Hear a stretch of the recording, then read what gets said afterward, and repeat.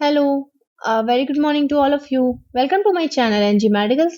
So इससे पहले वाली वीडियो में हमने डिस्कस कर लिया था what is nephrotic syndrome, what are the causes, pathophysiology, what is the definition and anatomy and physiology of the kidney and nephron.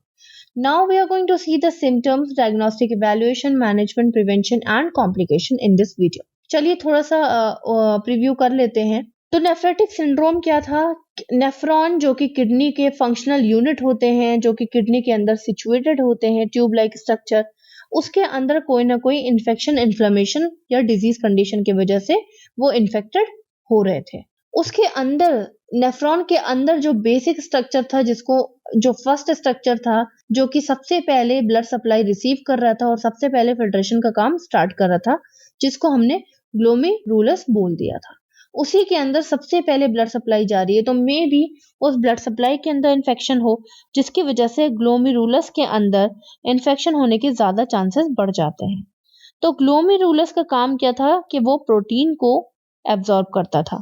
तो जब वो इन्फेक्टेड हो गया तो उसने प्रोटीन को एब्जॉर्ब करना बंद कर दिया। प्रोटीन यूरिन के साथ बाहर निकल गया। तो जब प्रोटीन का लॉस होने लगा बॉडी में, तो आपकी ब्लड सप्लाई क्या हो गई? आपके ब्लड वेसल्स वीक हो गई। वीक होने के बाद ब्लड वेसल्स ने अपने अंदर का फ्लूइड लीक करना स्टार्ट कर दिया। क्यों? क्योंकि वो अब स्ट्रांग नहीं रही। वो फ्लूइड इधर उधर जाके स्टोर हो गया और जहां जहां भी जाकर के स्टोर हुआ तो वहां पे एडिमा हो गया। अब एडिमा जब हो गया तो ब्लड सप्लाई भी इंटरप्ट हो रही है, क्योंकि ब्लड सप्लाई में जो का जो कंटेंट था वो भी इंटरप्ट हो गया।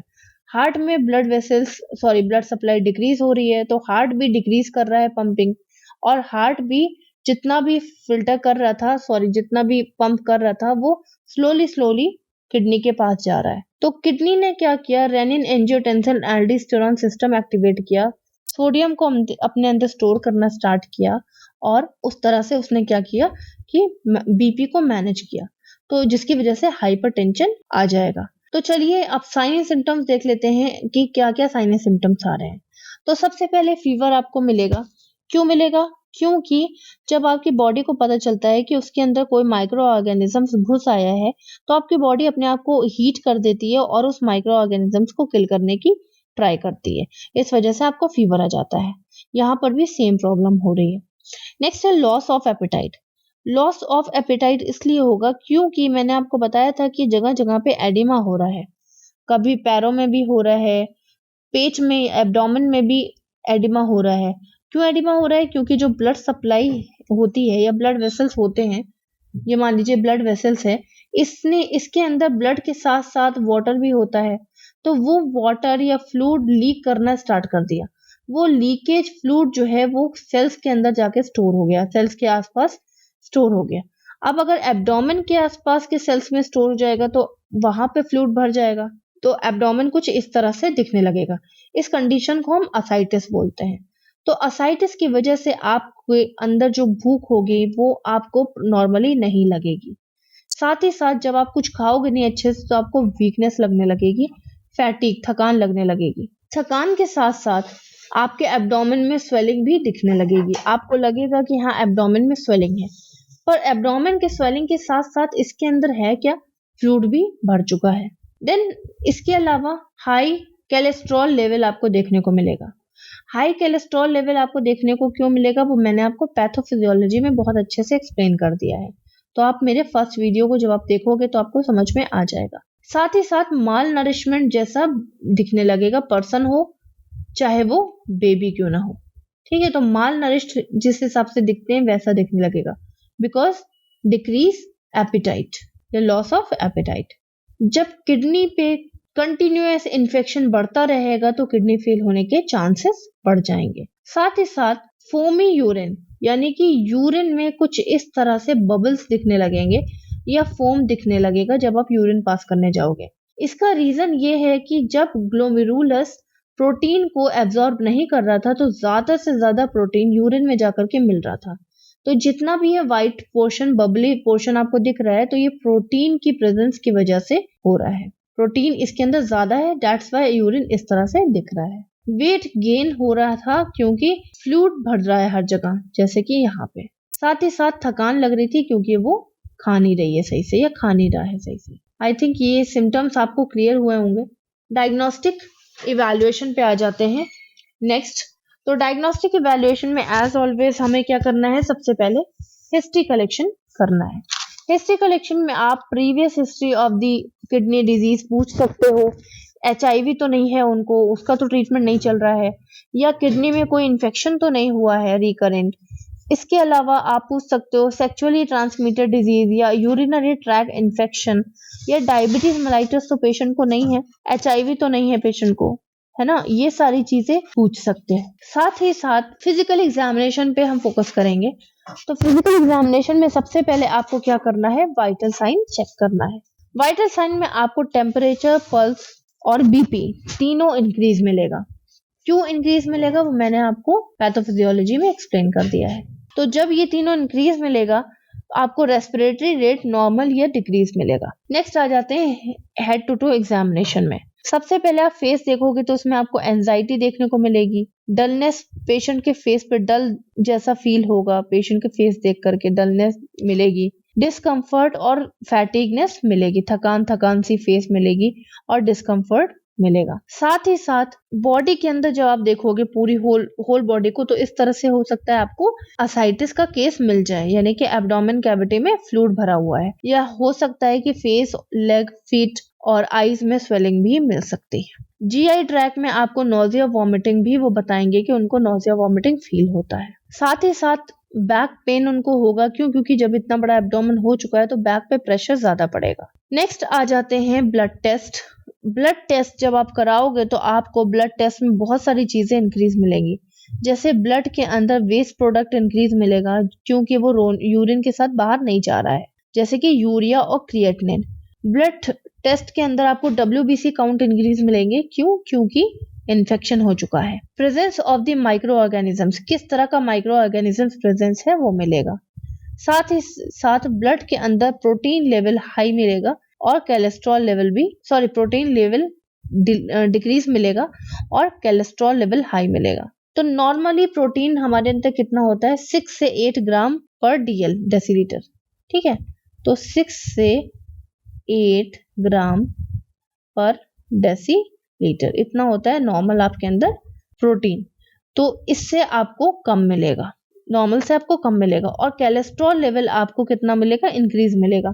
नॉर्मली कोलेस्ट्रॉल लेवल यानी कि लिपिड लेवल कितना होता है, 125 mg पर DL, इतना होता है नॉर्मल।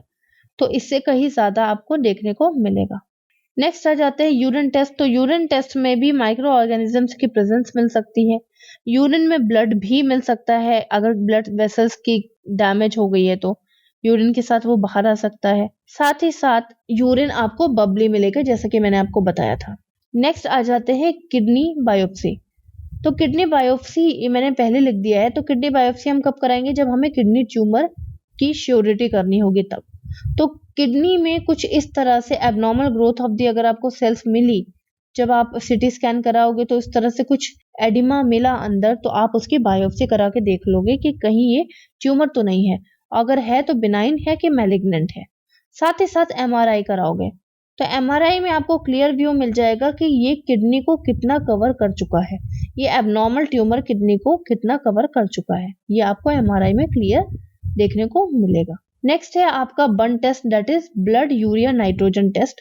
यूरिया और नाइट्रोजन वेस्ट प्रोडक्ट होते हैं जो कि आपको ब्लड में ज्यादा मिलेंगे, क्योंकि वो यूरिन के साथ पास आउट नहीं हो पा रहे हैं। सो नेक्स्ट है आपका क्रिएटिनिन एंड एल्ब्यूमिन टेस्ट। तो क्रिएटिनिन एंड एल्ब्यूमिन टेस्ट दोनों ही आपको ब्लड में हाई मिलेंगे। क्योंकि एल्ब्यूमिन एल्ब्यूमिन आपको कम मिलेगा ब्लड के अंदर। क्योंकि एल्ब्यूमिन एक तरह का प्रोटीन होता है जो कि वो यूरिन से पास आउट होता चला जा रहा है और आपके ब्लड में ये कम मिलेगा। क्रिएटिनिन आपका वेस्ट प्रोडक्ट होता है जो कि यूरिन से बाहर नहीं जा रहा है और आपके ब्लड में इंक्रीज हो रहा है, इस वजह से ये आपको हाई मिलेगा। नेक्स्ट है ECG करा लेंगे हम। क्योंकि ECG हम इसलिए कराएंगे जिससे हमें ये कंफर्म हो जाए कि जो हार्ट है उसकी मसल सही से काम कर रही हैं या उन पे ज्यादा प्रेशर पड़ रहा है, जिससे हमें ये पता चलेगा कि कहीं ऐसा ना हो कि हार्ट अटैक आ जाए। चेस्ट एक्सरे कराएंगे। चेस्ट एक्सरे इसलिए कराएंगे क्योंकि जो फ्लूइड हर जगह भर रहा था, एब्डोमेन कैविटी में भर चुका है, कहीं ऐसा तो नहीं कि वो लंग्स में जाकर के फिल हो गया हो, लंग्स की प्लूरल कैविटी में जाकर के फिल हो गया हो। तो अगर ऐसा है तो आपको आपके पेशेंट को रेस्पिरेशन में प्रॉब्लम होने वाली है और बहुत ज़्यादा सीवियर कंडीशन हो सकती है। नेक्स्ट आ जाते हैं कैसे हमें मैनेज करना है, मैनेजमेंट पे।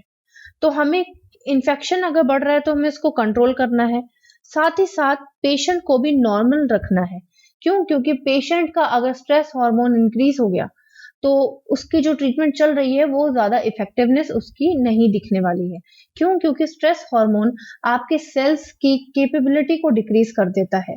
यानी कि ट्रीटमेंट जो चल रहा है वो सेल्स पे जितना इफेक्टिव होना चाहिए, सेल्स को जितना यूटिलाइज करना चाहिए ट्रीटमेंट को, सेल्स उतना यूटिलाइज नहीं कर पा रहे हैं क्योंकि स्ट्रेस हार्मोन इंक्रीज है।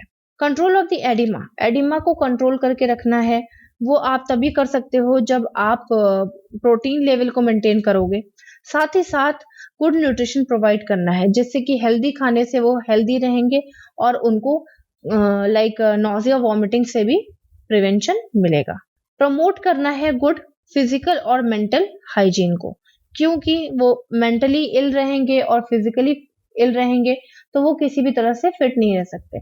सो एक हेल्दी पर्सन को मेंटली भी फिट रहना है और फिजिकली भी फिट रहना है। नेक्स्ट देख लेते हैं कौन कौन से ड्रग्स हम यूज कर सकते हैं जिससे कि हम इस डिजीज कंडीशन से प्रिवेंशन ले पाए। तो प्रीडनाइसोलोन यूज कर सकते हैं। कितना ले सकते हैं? 2 mg पर kg पर डे के अकॉर्डिंग हम इसे ले सकते हैं। तो ये एक तरह का कॉर्टिकोस्टेरॉइड है और एंटी इन्फ्लेमेटरी फंक्शन करता है। तो अंदर इन्फ्लेमेशन हो रहा है, उसको कम करने के लिए हमें ये लेना पड़ेगा 6 वीक तक। उसके बाद डोज हमें 1.5 mg पर kg के अकॉर्डिंग सिंगल डोज कर देनी है। और कब तक हमें लेना है? 6 वीक तक हम ये ट्रीटमेंट ले सकते हैं। उसके बाद हमें डिसकंटिन्यू कर देना है। नेक्स्ट है आपका साइक्लोफॉसमाइड। साइक्लोफॉसमाइड 2 mg पर kg डेली फॉर 12 वीक तक हमें लेना है। तो साइक्लोफॉसमाइड एक तरह का कैंसर ट्रीटमेंट के लिए ड्रग्स होते हैं। एग्जाम्पल आप ले लो लेवामाइसोल या साइक्लोपोरोइन।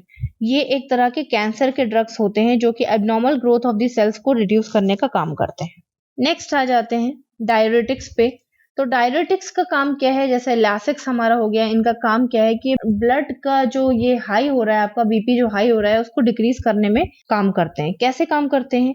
ये सोडियम लेवल को ज्यादा से ज्यादा यूरिन के थ्रू बाहर निकाल देते हैं। जो सोडियम स्टोर हो रहा था किडनी के थ्रू और बीपी इंक्रीज हो रहा था, तो ये सोडियम को कम करते हैं। तो सोडियम कम होगा तो आराम से आपका बीपी भी कंट्रोल में आ जाएगा। कितना लेना है? 40 mg पर kg पर डे के अकॉर्डिंग आपको लैसिक्स लेनी है। इसके साथ साथ एंटीबायोटिक्स हमें देना है अकॉर्डिंग टू द इन्फेक्शन। अगर इन्फेक्शन है तो 7 से 10 डेज का हम ओरल एरिथ्रोमाइसिन दे सकते हैं टैबलेट के फॉर्म में। सो एरिथ्रोमाइसिन का काम क्या है कि ये बैक्टीरियल ग्रोथ को रोकता है या माइक्रो ऑर्गेनिजम्स के ग्रोथ को रोकता है। इसके साथ साथ एंटीकोगुलेंट्स दे सकते हैं जैसे कि हिपारन। क्यों? क्योंकि अंदर क्लॉट फॉर्मेशन हो रहे थे। अगर सिस्टिक डिजीज हो गई या स्कार टिश्यू बन गए तो अंदर क्लॉट बनने के चांसेस बढ़ जाएंगे। तो हमें ये आईवी के फॉर्म में देना पड़ता है हिपारन, जिससे कि क्लॉट हमारे डिसॉल्व हो जाए और आराम से ब्लड सप्लाई होती रहे। नेक्स्ट आ जाते हैं सर्जिकल ट्रीटमेंट। तो सर्जरी हमें कराने से पहले अगर एक किडनी फेल हो गई है तो हम हीमोडायलिसिस करा सकते हैं। तो डायलिसिस का नाम तो आपने सुना ही होगा। तो डायलाइजर, जिसको हम आर्टिफिशियल किडनी भी बोलते हैं, ये है डायलाइजर।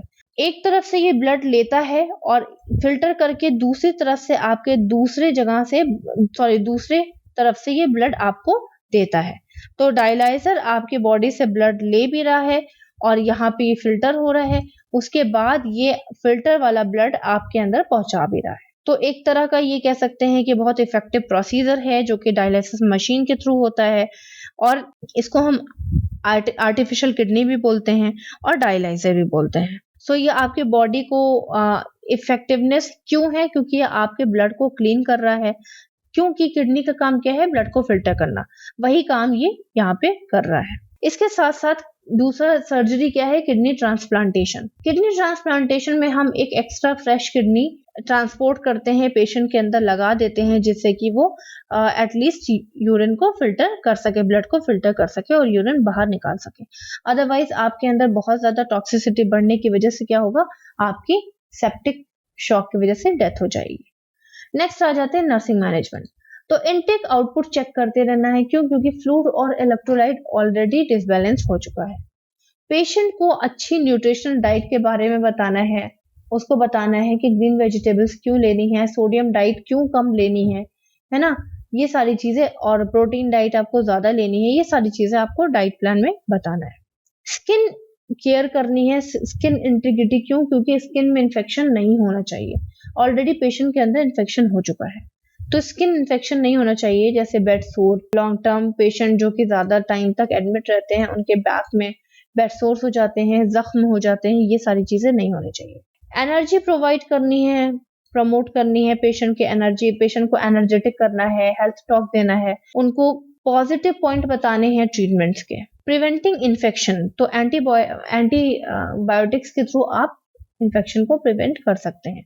इसके साथ साथ पर्सनल हाइजीन भी बहुत इंपॉर्टेंट है, जो कि आपको ही असेस करना है कि पेशेंट अपनी पर्सनल हाइजीन मेंटेन कर पा रहा है या नहीं। नेक्स्ट आ जाते हैं प्रिवेंशन पे। तो पेशेंट को एक्टिव पैसिव एक्सरसाइज करने बोलना है। थोड़ा बहुत वो एक्सरसाइज करेंगे तो उनका जो रेंज ऑफ मोशन है, जो हाथ पैर लाइक जॉइंट्स है, मूव करने की पावर है, वो मेंटेन रहेगी। अदरवाइज जॉइंट पेन्स होने लगेगा। Avoid sepsis. सेप्सिस को आप तभी अवॉइड कर सकते हो जब पेशेंट को आप नीट एंड क्लीन रखोगे, हाइजीन मेंटेन करके रखोगे, और पेशेंट को बोलोगे कि वो अपने आप को ज्यादा से ज्यादा अनहाइजीनिक प्रैक्टिस से बचाए। Avoid dehydration. डिहाइड्रेशन मीन्स होता है पानी की कमी। तो पेशेंट को आप फ्लूइड और इलेक्ट्रोलाइट बैलेंस करने के लिए आप पेशेंट को फ्लूइड इनटेक लेने के लिए बोलोगे, पानी पीने के लिए बोलोगे। नॉर्मली गर्ल्स के लिए होता है 2 to 3 लीटर पर डे, और बॉयज के लिए होता है 3 to 5 litre per day. Diuretics का यूज करने के बाद आपको चेक करना है कि क्या ऐसा तो नहीं कि सोडियम बहुत ज्यादा बाहर निकल जाएगा और हाइपोटेंशन हो जाएगा। नेक्स्ट आ जाते हैं कॉम्प्लिकेशन। रीनल फेलियर सबसे कॉमन है, क्यों? क्योंकि आपको पता है कि रीनल पे बार बार इन्फेक्शन का अटैक हो रहा है, तो वो फेल हो जाएगी। हाइपरटेंशन कंटिन्यूस बढ़ सकता है अगर ट्रीटमेंट नहीं अच्छे से लिया गया तो। कंजेस्टिव हार्ट फेलियर हो सकता है, क्यों? क्योंकि कंटिन्यूस हार्ट पे प्रेशर पड़ रहा है और हार्ट फेल हो सकता है। Hypertrophy of the heart. Heart का साइज बड़ा हो सकता है, क्यों? क्योंकि हार्ट के अंदर भी फ्लूइड का रिटेंशन, यानी कि फ्लूइड जो स्टोर हो रहा था हर जगह, वो हार्ट में भी हो सकता है। ऑलरेडी वो लंग्स के पास आ चुका है, तो वो हार्ट में भी हो सकता है। पल्मोनरी एडिमा, यानी कि लंग्स में एडिमा हो जाएगा because of the fluid retention.